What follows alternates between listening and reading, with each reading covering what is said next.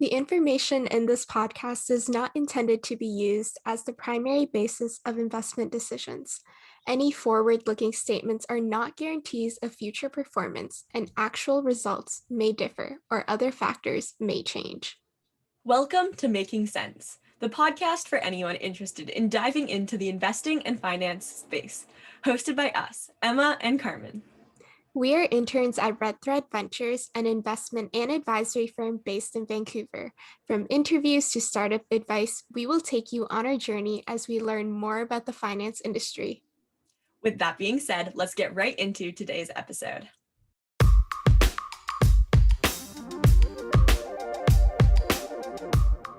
Welcome to another episode of Making Sense. We are super excited because we have the first guest of our podcast here with us today, Marco Donadeo. Marco is a director at Red Thread Ventures, and last week we gave a little taste into private equity and what it is. So we highly suggest that you give that a listen if you haven't done so already. But Marco is an industry professional in this space and has a lot of great insights to share. We are super excited to hear them and for you to learn with us. So with that being said, Marco, why don't you tell us about yourself and your role at Red Thread Ventures? Yeah, no, absolutely. Thanks, Carmen. I've actually been investing publicly since I was about 12 years old, so roughly 15 years ago, managing my portfolio with a variety of different asset classes, where I've had some great success and some pretty substantial failure. Today, my role at Red Thread Ventures is titled as the director of the fund, where myself and two other directors help manage the operations, deal sourcing, deal flow, and raising capital while also bridging the connection between entrepreneurs and investors. Overall, we kind of manage the entire portfolio. Awesome. It sounds like you're quite experienced then in the public market. So how did you kind of make that transition into private equity? Was it mostly through Red Thread Ventures or anything before that? Well, to be honest, my father, Lorenzo Donadeo, was an extremely successful entrepreneur. He happened to start his own multinational energy company called Vermilion. It's still trading on the NYSE and the TSX today. So I knew coming out of university that I wanted to be a little bit more entrepreneurial and follow in his footsteps, so to speak. I've always been pretty well versed and interested in investing. And in my opinion, impact investing or investor in smaller companies is a little bit more meaningful. You feel as if you're making more of a substantial contribution to the companies, almost being the entrepreneur without physically being the entrepreneur, so to speak. I knew venture capital would always be the industry that suited my interests. That's awesome. I love that you touched on to like impact investing, especially as it becomes more and more popular. And what you were saying about kind of being an entrepreneur into those companies itself. Last episode, we were talking about how with private equity, you kind of get to like be involved with the roots of a company. So with that being said, in your opinion, what are some other big differences between public and private investors that you have noticed so far? It's 100% ideology. Coming from a strong public investor background, the way you evaluate and consider companies is completely different. I'm personally a believer in what's called the Warren Buffett approach in the public markets. And essentially, that's understanding company structure and fundamentals. And those are largely the contributing factors that help focus your narrative as an investor. Whereas in private markets, it's a lot of that foundation and fundamentals may not even be established yet in these companies. And it's based a lot more off of the entrepreneur's ability to actually push the product or company forward. In addition to having a good idea with a good solution to a problem currently present in today's society, you need the actual management team to push the products forward. Definitely. I know beginning in this kind of investing space, me and Carmen have been trying to read a lot and kind of catch up with what's happening and all these different strategies when it comes to investing. So the Warren Buffett approach, that's something that I've been reading recently on. So really cool to hear you touch on that. Additionally, last episode, we were debunking some myths that we've noticed because we've only been working in this space for a little bit over a month now. So we had two big takeaways on stuff that we thought wasn't really properly represented when it comes to private equity investing. In your opinion, is there any other big misconceptions surrounding this style of investing? For me, it would have to be the underlying message that you're gambling. To be fair, a lot of people are going to be right in stating that 90% of startups fail. However, a lot of these failures come from fundamental issues that are easily identifiable in addition to people not seeking out the appropriate advice that they need from appropriate sources. So when you're in a position to provide that advice, as well as identify those fundamental problems, it's less so gambling and more so educated betting is my perspective. As a private equity investor, it's kind of your obligation to provide scope and advice to your investable companies and identify these fundamental problems prior to investment. And you need to be able to actually provide on those three kind of metrics in order to have a portfolio that's going to succeed. Yeah, that's definitely an interesting perspective. So, as you can see, private equity does have some misconceptions, and I'm sure a lot of things in investing do. So, we'd highly suggest that you kind of do more research and talk to more industry professionals just kind of to debunk them yourself. But something within our internship that we kind of hear a lot is the term accredited investor. And so, what exactly does that mean for our listeners who don't exactly know yet? And being so young, how did you become one yourself? So being an accredited investor essentially is like a self-proclaimed threshold of net worth that essentially allows an individual to trade securities that are typically not registered on with financial authorities. So the North American government, as well as the European government in a different fashion, utilizes the accredited investor denomination in order to protect uneducated investors from losing substantial amounts of capital that could really harm their day-to-day lives. There's kind of three thresholds that are kind of credentials that you might need to meet in order to become an investor. You only actually need to accomplish one of the three. They are having an annual income of $300,000 per year over the course of 2 years, having a net worth exceeding $5 million, or owning a property outside of your home address or your main residence that is worth more than $1 million. So for me personally, and how I became an accredited investor, without diving too deep into it, there was a lot of luck and being at the right place at the right time. Mm-hmm. A lot of our like targeted audience here are younger people. I know this is a little bit off topic here, but do you have any advice for how they might be able to start to get involved a little bit? Just because sometimes, like coming out of university, it's going to be really hard to kind of get those credentials right. Is there's no way around it, or is there a way to get involved without having those credentials in private equity? So typically there is not any sort of workarounds. There is the potential to invest in like a friends and family round if you're very close to the company and things like that. But outside of those kind of typical foundations, it's pretty tough to work around. However, something that Red Thread Ventures is actually trying to fix itself is allow for these individuals who are not accredited to potentially get themselves into a situation where they can invest in the private market, because we deem it a little bit unfair. Personally, from my own perspective, I'm 27, and even though I have 15 years of experience, if I didn't have the accreditation status, I wouldn't have been able to invest into these markets. And I would like to think that I have a little bit more industry expertise than a person who just happens to make $300,000 a year in some random other industry. So personally, I think the system's a little bit flawed in that manner, but there is works by the government to try and change that. I know in Alberta specifically, where I actually reside, the government just recently released a educated investor status where you're allowed to invest. I believe it's $30,000 in any given year, or $25,000 in one company, if you are a self-educated investor by standards that you can deem yourself worthy. But so there's stepping stones in place, but it's a slow moving road, and hopefully that can change in the future. Yeah, that's really interesting, actually.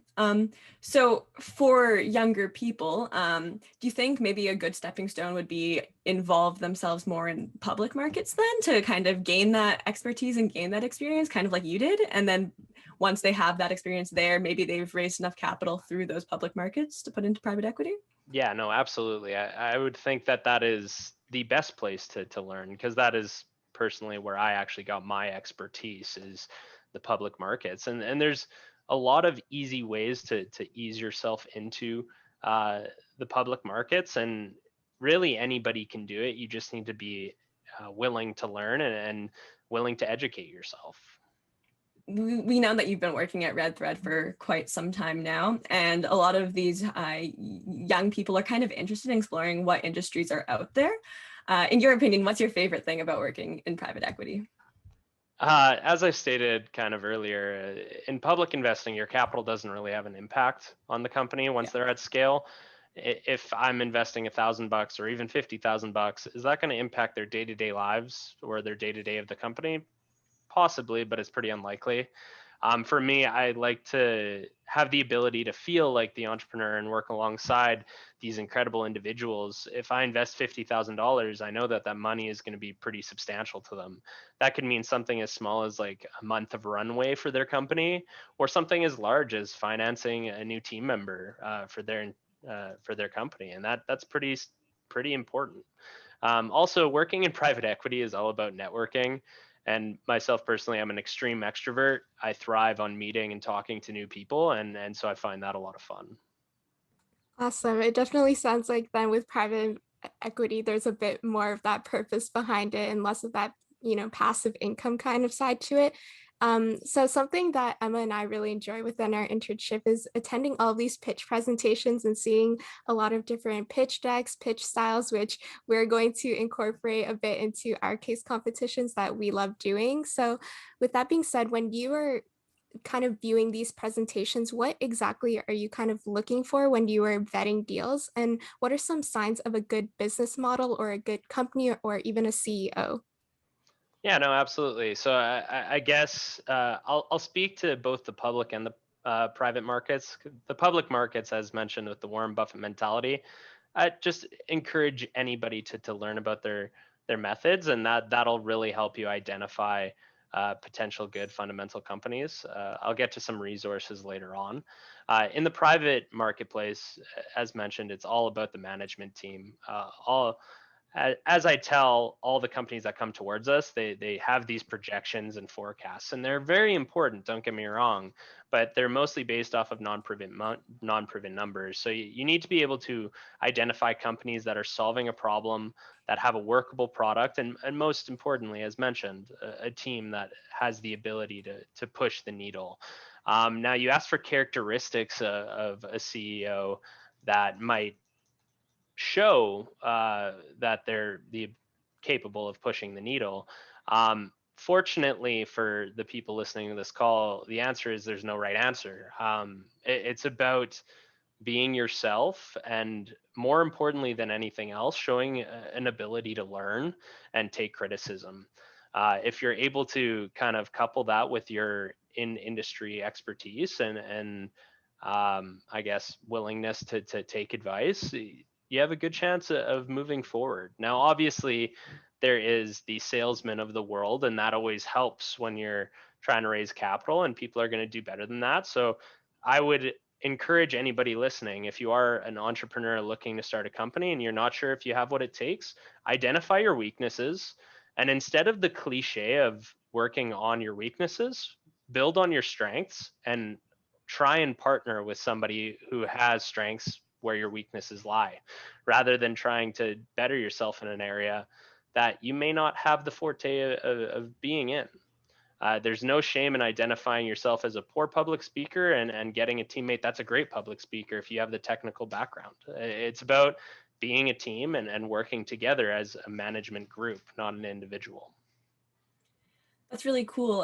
Kind of shows the importance of surrounding yourself with the right people, right? And just being open and willing to get advice from those said people, right? That's kind of what we do at Red Thread Ventures. We're here to provide these companies that we're investing in with good advice and strong advice to help them grow their business. So there's two sides. Being receptive to that feedback as well is just as important. So moving on, has there been any memorable Red Thread Venture projects or companies that you've been working with, and then why have they kind of stuck out in your mind? So I guess I'll try and reshape your question a little bit. For me, the most memorable moment I've had in Red Thread Ventures was actually my first day, and it touches on a few companies that we worked with, as well as just kind of a unique experience. So the very first day I got working at Red Thread Ventures. It was the first time I was able to really enter the industry. And I remember going in there the first day and having no idea about what to expect. And so that day I ended up meeting three companies. One was an incredible femtech company, which we later invested in. It was named Isle. And as a 27-year-old sports fanatic male, I didn't really anticipate my first experience being with female health products, an area that I truly have no understanding in. But that was extremely neat. And then I followed that pitch with a pitch from a former NFL football player. And as mentioned, young guy that loves sports, I was pretty awestruck. And that was just something completely unexpected. And then following that meeting, I ended up taking a meeting with a new cancer-related drug treatment that helps pancreatic, colon, and breast cancer patients with hopefully aiding in their battle with cancer. And that company there, we ended up working alongside and bringing them to IPO, and they're named Rakavina.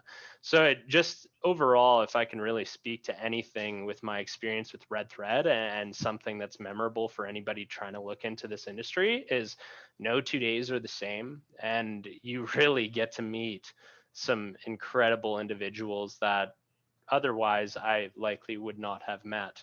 And you'd get exposure to companies that I otherwise wouldn't really inform myself with, like Isle, that are quite impressive. So it's a really unique industry to be a part of. Yeah, that's awesome. And I think even for Emma and myself, like we can say that no 2 days are the same for us as well. And it just comes to show like how many different industries you get to touch on when you're part of private equity or a part of Red Thread Ventures itself. So now moving on to more of a, I guess, lighthearted question, but I believe you said you started investing when you were about 12. So do you remember your first ever investment when you were at that age? And if so, what was that like? Was it more of a failure story, or were you a natural right off the bat? Well, first of all, I definitely was not a natural. I don't think that's a thing when you enter this industry. There's definitely a learning curve, but I was fortunate enough that it was a success story. So as mentioned earlier, the reason why I'm here in this industry today is my father was a really successful entrepreneur. And in addition to that, I was the accident of the family, so to speak. My brothers are 8 and 11 years older than me. And so when I was 12, my dad approached me and he said, "Hey, I got this opportunity to invest into this IPO on behalf of myself and your two brothers, and do you want to take part?" And I absolutely jumped on it. The investment was mine. All I had to do is repay the principal of the investment upon fruition of the IPO, and fortunately it worked out. And it kind of changed my life, to be honest. I started managing my own portfolio from that point on, and I loved it. And for reference, once again, to both you and the listeners, I had no idea what I was doing, and I had no clue where to start. If it wasn't for my father giving me some great resources, it would be pretty daunting to enter this sort of industry and have no understanding of it. But don't worry, it can easily be done by anybody willing to learn. There's a lot of incredible resources out there, and I'll touch on a few of the ones that I identify with later on.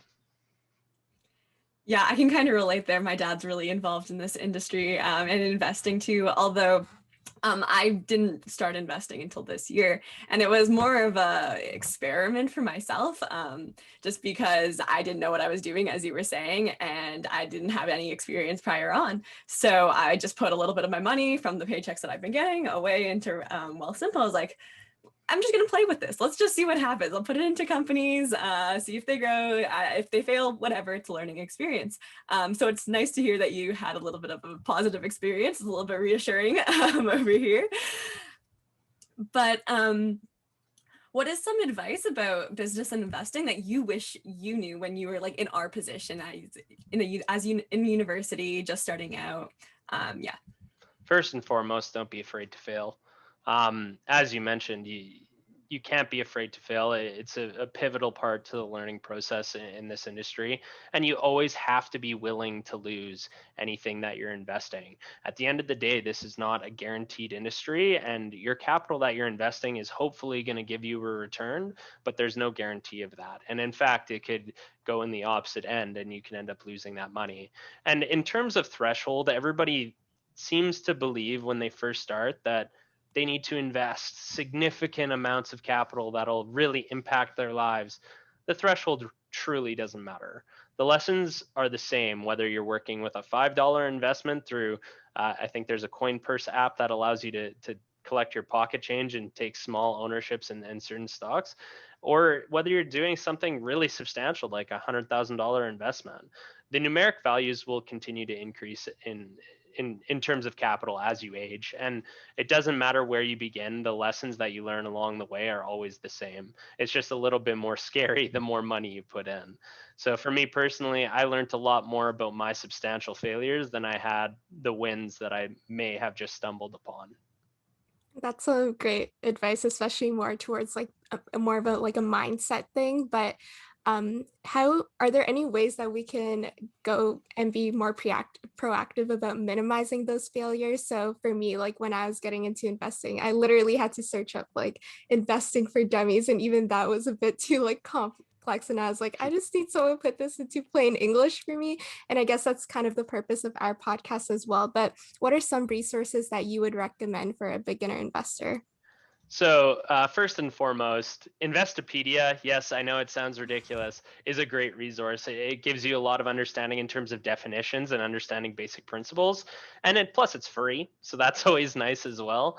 In addition to that, some actual resources that I really leaned on when I was younger was a book named The uh, Intelligent Investor by Benjamin Graham.